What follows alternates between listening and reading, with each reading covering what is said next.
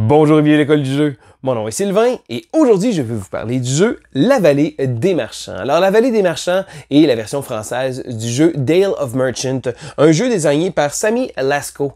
C'est un jeu de 2 à 4 joueurs d'une durée d'environ 20 à 30 minutes. C'est un jeu qui utilise principalement des mécanismes de deck building, mais avec des petits assaisonnements à gauche et à droite. Donc on va aller voir les règles, puis après ça je vais vous donner mon avis. L'école du jeu, en partenariat avec la boutique L'Imaginaire.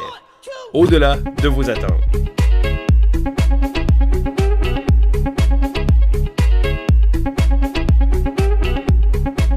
Voici donc La Vallée des Marchands. Qu'est-ce qu'on retrouve dans la boîte? Eh bien, il y a un plateau de jeu qui est d'ailleurs réversible, ici comme ça, si jamais on veut avoir la version de soir ou de jour, ce qui change absolument rien.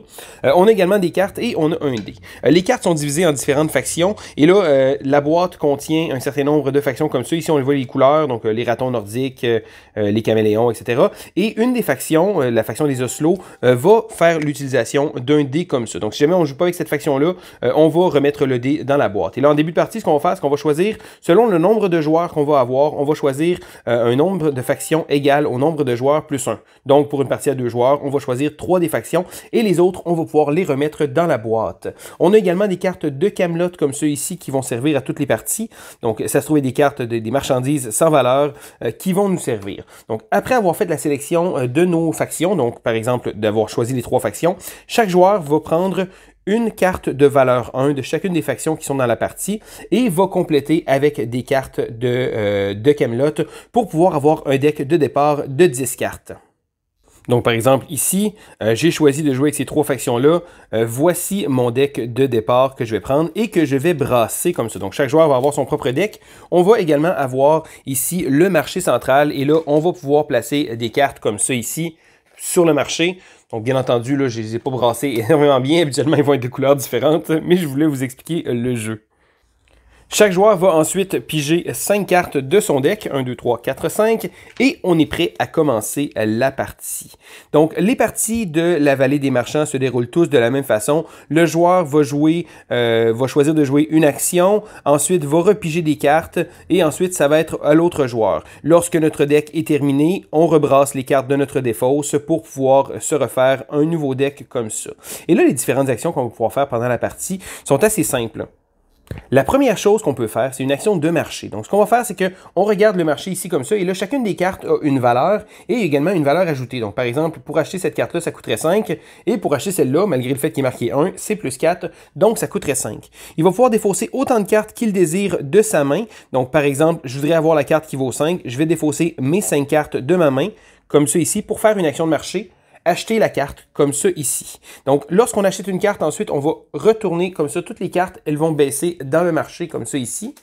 Et la carte, contrairement à beaucoup de deck builders où habituellement la carte va dans la défausse, cette fois-ci, la carte vient directement dans notre main.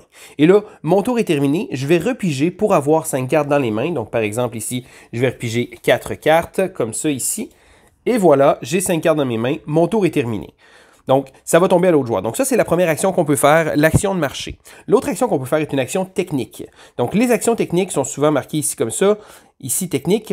Donc, jetez toutes les cartes du marché, remplissez-les avec de nouvelles cartes. Donc, lorsque je vais jouer une carte de technique, je vais résoudre l'effet qui est indiqué là.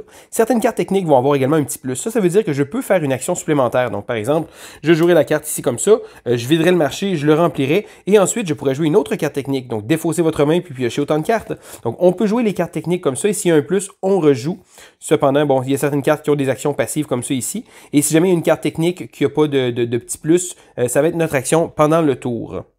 Et la dernière action qu'on va pouvoir faire, ça se trouve être l'action d'étal. Et ça se trouve être la façon de pouvoir gagner la partie. Parce que pour gagner la partie, on va devoir construire 8 étals. Et là, lorsqu'on construit nos étals, on doit les construire en ordre croissant. Donc, le premier étal doit obligatoirement avoir une valeur de 1, le deuxième obligatoirement une valeur de 2, 3 et ainsi de suite. Et lorsqu'on veut placer un étal, on peut choisir autant de cartes qu'on le désire de la même couleur. Donc, par exemple, ici, l'étal 1, c'est très simple. Je vais pouvoir prendre mon 1 et le placer en carte d'étal. Donc, lorsque je fais ça, je ne retire aucun bénéfice. Je ne l'utilise pas pour la carte technique. Donc, je joue vraiment simplement pour l'étal et pour gagner la partie parce que c'est très important. Mais là, plus ça va avancer et plus on va devoir placer des chiffres croissants. Donc, 2, 3. Donc, si jamais j'aurais un 5 ici, malheureusement, je ne peux pas le jouer. Il va falloir que j'attende. Et là, certaines cartes ont des pouvoirs spéciaux. Donc, par exemple, le petit écureuil nous permet de, lorsque vous construisez une pile avec cette carte, vous pouvez y inclure des cartes Camelot.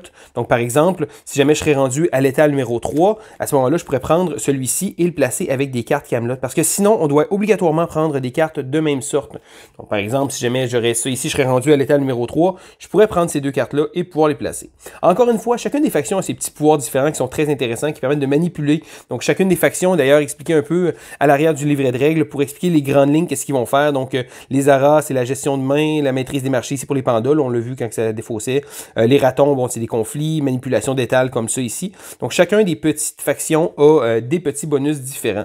Donc, ce qu'on va faire, c'est simplement ça. On va soit acheter, soit jouer une carte technique ou soit construire un étal. Le premier joueur à avoir 8 étals, donc être rendu à l'étal numéro 8, va gagner la partie. Donc, il n'y a pas de décompte de points, absolument rien de ça. C'est simplement comme ça qu'on va gagner la partie en construisant nos étals. Et là, il va falloir construire notre deck de manière la plus fonctionnelle. Mais il faut se dire aussi que lorsqu'on place une carte pour un étal, elle quitte notre deck. Donc, si jamais il y a des cartes qui sont très intéressantes, donc comme la carte numéro 5, c'est une très bonne carte qui a des bons effets, mais si je veux la jouer dans un étal, à ce moment-là, je n'y ai plus accès. Donc, il va falloir bien gérer nos cartes de manière à être le plus efficace possible. Le premier joueur à être rendu à l'étal numéro 8 va remporter la partie. Et voilà, ça fait le tour des règles de la vallée des marchands. Maintenant, qu'est-ce que j'en pense? Alors, premièrement, je tiens à dire, le jeu est facile d'accès, c'est le fun parce que c'est pas trop compliqué à montrer et le jeu a de la variabilité un peu parce que de partie en partie, on va utiliser des peuples différents selon le nombre de joueurs. Bon, la plupart des parties, je les ai faites à 2 joueurs, ça faisait en sorte que, bon, on voyait pas tous les peuples du premier coup, mais ça se trouve être simplement la boîte, la première boîte parce que je sais qu'il y a d'autres boîtes qui vont être traduites. Je sais qu'en Europe, ils ont déjà accès à certaines au deuxième, je crois. Ici, pas encore. Mais en anglais, le jeu est rendu même à, je pense, 4 boîtes différentes, même qu'il y a une big box pour pouvoir toutes les avoir. Donc, je trouve ça le fun parce que si on aime le concept de la vallée des marchands, on sait qu'il va y avoir du contenu supplémentaire qui va arriver. Certain que le contenu supplémentaire amène des nouvelles façons de jouer, ça amène vraiment un peu de diversité au jeu. Mais encore une fois, la boîte de base, simplement avoir une version comme ça permet de pouvoir connaître quelques peuples et à force de jouer avec ces peuples-là, on trouve des petites combines, des choses comme ça. Quelque chose que j'aime, bon, la présentation visuelle est vraiment super, c'est vraiment mignon, les petits animaux, je trouve que les cartes sont claires, sont belles, sont très jolies. Le jeu a une belle présentation, puis il est attirant du regard. Ce qui m'a surpris avec ce jeu-là, c'est malgré le fait que ce soit un jeu pas énormément complexe, il offre des petites combines intéressantes. Et là, les premières parties sont souvent difficiles parce qu'on connaît pas les combines, les joueurs ont beaucoup de cartes à lire différentes. Là, c'est vraiment, on a l'impression d'être complètement flabbergasté, mais plus on joue et plus on joue avec les mêmes peuples et plus on se rend compte des petites combines. Donc, c'est vraiment le fun, puis ça, c'est quelque chose que j'aime dans le jeu de société. Lorsqu'on a un certain clan, des choses comme ça, c'est de trouver les petites combines de manière à faire rouler nos choses. Et le fait que le jeu n'ait pas de points, une condition de victoire fixe, après avoir construit justement les 8 étals, la partie peut finir très abruptement. Donc, des fois, ça arrive qu'un joueur va sortir des combines, des choses comme ça, mais le jeu est quand même bien pensé parce que ça paraît pas au début, mais lorsqu'on place les cartes dans notre étal pour pouvoir construire, ben, on n'a plus ces cartes-là dans notre deck. Donc, c'est vraiment une gestion qu'on a à faire. Les bonnes cartes qu'on a, oui, c'est bon de les avoir, de les utiliser, mais à un moment donné, il va falloir les utiliser pour leurs gros chiffres pour pouvoir faire les étals plus haut. Parce qu'au départ, c'est facile, mais quand on est rendu aux étals 5 en montant, là, il faut vraiment gérer nos cartes. Puis je trouve que ça rajoute vraiment un petit plus à ce jeu-là. Bon, c'est certain que c'est pas un grand jeu, c'est pas un jeu, un chef-d'œuvre ludique que je conseillerais absolument à tout le monde de dire il faut que vous ayez joué à ce jeu-là. C'est un jeu qui passe très bien, mais ce genre de jeu-là, pour ma part, c'est le genre de jeu qui est facile à sortir. Puis pour moi, comme j'expliquais souvent, d'avoir un jeu qui est accessible, c'est un énorme plus parce que je peux le montrer à plus de monde.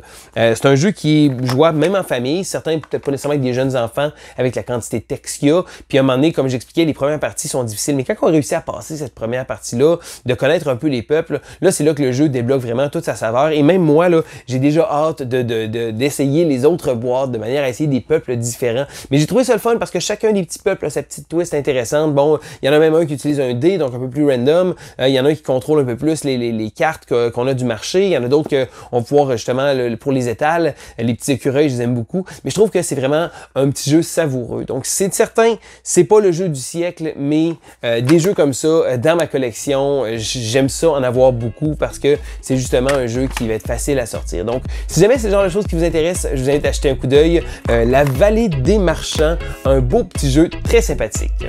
Alors c'était Sylvain pour l'école du jeu et on se dit à la prochaine.